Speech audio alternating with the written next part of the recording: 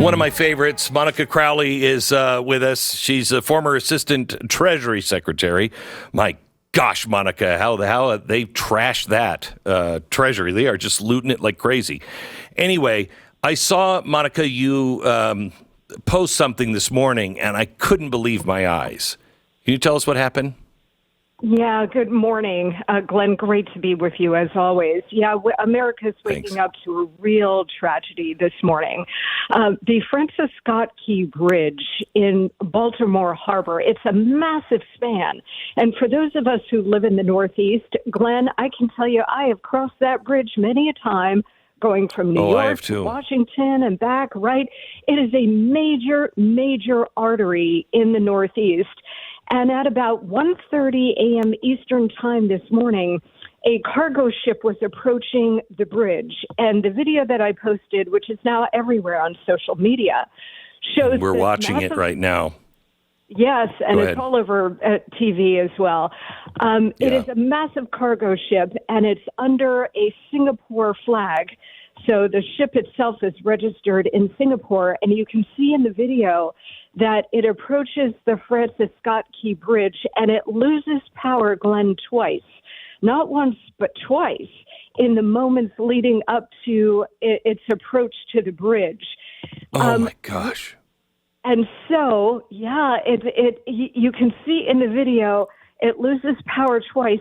It regains power, but by that moment, Glenn, it's too late, and they can't steer away from one of the massive pilings supporting the bridge, and the cargo ship goes right into the piling, and the entire bridge collapses like a house of cards, just folds in on itself right into Baltimore Harbor. You know, I noticed, because I watched this video a couple of times after you posted it, and I mean, I couldn't believe it was like toothpicks falling apart. When you first start watching it, you'll see the traffic is pretty steady on the bridge. And thank God, right at the time that it collapses, not a lot of cars, if any, were on the bridge. Do we know if there were cars on the bridge? Well, thankfully, I mean, if there's any silver lining in this horror show, Glenn, it is 1:30 in the morning, so there was relatively light traffic, and you can see headlights of cars going both ways. And, you know, the moment that the cargo ship hits the bridge, it looks like very few cars, if any, are on the bridge. What we're hearing this morning, pardon me, what we're hearing is that 2 people have already been rescued. God bless. There are at least 7 people missing that we know about. So there is a very active search and rescue going on. The Coast Guard is out there. The National Transportation Safety Board is on site. The Navy is there. Navy divers are in the water and have been now for hours. So we hope and pray that any victims who fell into the water in their automobiles, in their trucks.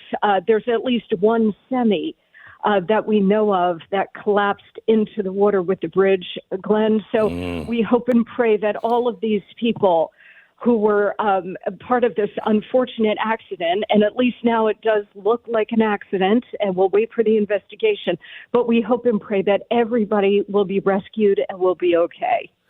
So, Monica, do we know anything about the ship? Because the first thought is, because the power goes out, then it comes back on, and the poor captain, man, you can see him just trying to turn that ship as fast as he can when the power's on. Then it goes out again. Do we know? My first thought was, is this some sort of some sort of an attack on electronics? Has anybody else thought of that, or is it just me and my sick, twisted paranoia, I guess? Well, I think that too, Glenn, and we will have to wait for a thorough investigation here in a lot of different areas. There was one report that I saw this morning that indicated that the crew, and apparently there was one pilot and 2 captains on board, which, and of course, an additional crew, which you would expect for a vessel of this size and magnitude under an international flag, again, Singapore. And there is one report this morning that indicates that the crew alerted the Maryland Department of Transportation when they were leaving the port that they had lost control of the vessel. So, and again, I don't know how reliable this report is, but it's up on the New York Post website this morning. So again, I don't know if that report has been vetted, but most of these vessels now are under electronic control, not unlike some of our voting systems, and might very well be open to hacking by nefarious players here. So again, we're going to have to wait and see. I mean, sometimes a cigar is just a cigar, and accidents unfortunately do happen. Right. And I hope that's the case, but with all the cyber terror that is predicted, I know we're all on high alert for that. Monica, thank you so much for reporting and calling in. I appreciate it. God bless. It's my great pleasure, Glenn. Thank you. So we have an update on the bridge collapse, the Fort McHenry Bridge, a very important bridge and port in Baltimore. Here's the update that is pretty remarkable. Yeah, apparently the ship was able to issue a mayday and say they were experiencing a power issue. And this enabled transportation officials to halt traffic over the bridge at the last second. I mean, if you watch the footage, you can see the cars crossing the bridge as normal up until the very last second, and all of a sudden they just stop. And you just kind of assumed it was such a break in traffic, but apparently they knew something was wrong and were able to stop it. I mean, they must have saved dozens of lives by doing that. So that's an incredible part of the story.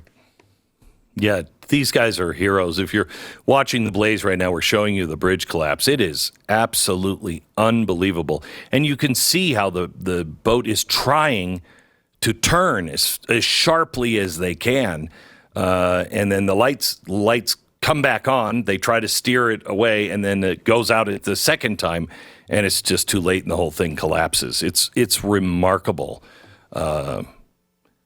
Jeez. And that port is closed. I'm not saying this is by any stretch of the imagination, other than it reminds me of the cyber attack on, I think it was a Navy ship, wasn't it? That was in the South China Sea. I'm pulling this. I'm sorry. I have CRC. Can't remember crap. But it was in the South China Sea, and it lost control. And it made a circle and then rammed right into a oil tanker, clearly controlled by somebody else.